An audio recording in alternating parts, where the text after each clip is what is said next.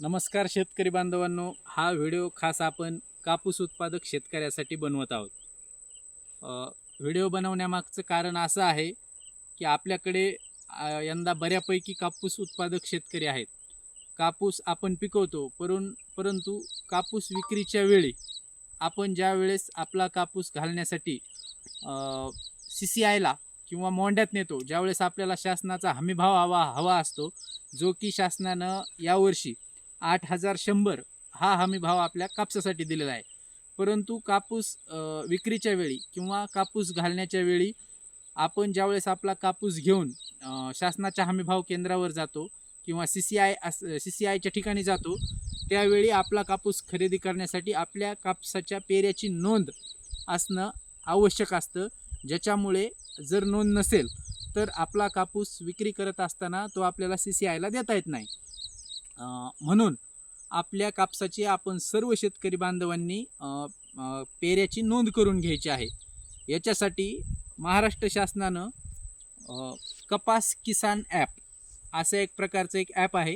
आपण सर्वजण व्हिडिओ बघतो आहोत, म्हणजे आपल्याकडं मोबाईल आहे, तर मोबाईलमध्ये प्ले स्टोअरवरती कपास किसान ॲप म्हणून एक ॲप आहे, जे आपल्याला सगळ्यांना डाउनलोड करायचं आहे आणि आपल्या रजिस्टर्ड जो मोबाईल नंबर आहे तो या ॲपमध्ये मेन्शन करायचा आहे, ज्याचा आपल्याला OTP येईल.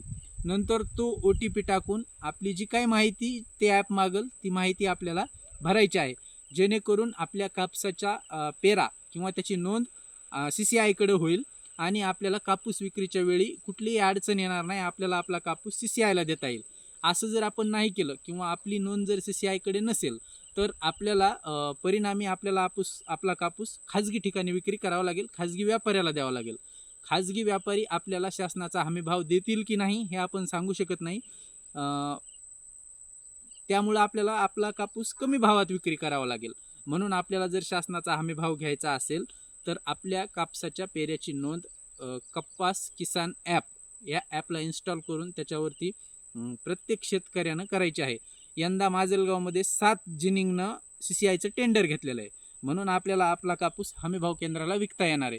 आणि अशा प्रकारची माहिती माजलगाव कृषी उत्पन्न बाजार समितीचे सभापती सन्माननीय जयदत्त अण्णा नरवडे यांनी दिलेली आहे. त्या पद्धतीनं मी माजलगाव तालुक्यातील सबंध शेतकरी बांधवांना या ठिकाणी सूचित करतो की त्यांनी या ॲपवरती जाऊन आपल्या कापसाची नोंद करायची आहे. अजून एक दुसरा महत्त्वाचा संदेश शेतकरी बांधवांसाठी आहे की सद्य परिस्थितीमध्ये टाकळवणसह पंचकृषीत जे कुत्रे आहेत त्यांना रेबीज रोग झालेला आहे. म्हणजे मराठीत सांगायचं झालं तर कुत्रे पिसाळलेले आहेत आणि हे पिसाळलेले कुत्रे आपल्या पशुधनाला, आपल्या जनावराला, गायींना, बैलांचा चावा घेत आहेत आणि त्याच्यामुळे जनावरांना रेबीज होऊन जनावरं दगावण्याची शक्यता वाढलेली आहे. सद्यस्थितीत दत्तबाग या ठिकाणी 4 जनावरं दगावली आहेत, 5वं देखील जनावर दगावण्याची शक्यता आहे आणि अजून 15 जनावरांना त्या ठिकाणी पिसाळ्या कुत्र्यानं चावा घेतला आहे. म्हणून आपल्या इकडे सुद्धा या पिसाळ्या कुत्र्यांची संख्या वाढत चाललेली आहे. या कुत्र्यांपासून आपल्या पशुधनाचं आणि शेतकरी बांधवांनो स्वतःचंही रक्षण करा, एवढे या ठिकाणी शेतकरी बांधवांनी लक्षात घ्यायचं आहे. आणि कपास किसान ॲपवरती जाऊन आपल्या कपाशीच्या पीक पेऱ्याची नोंद करा. धन्यवाद.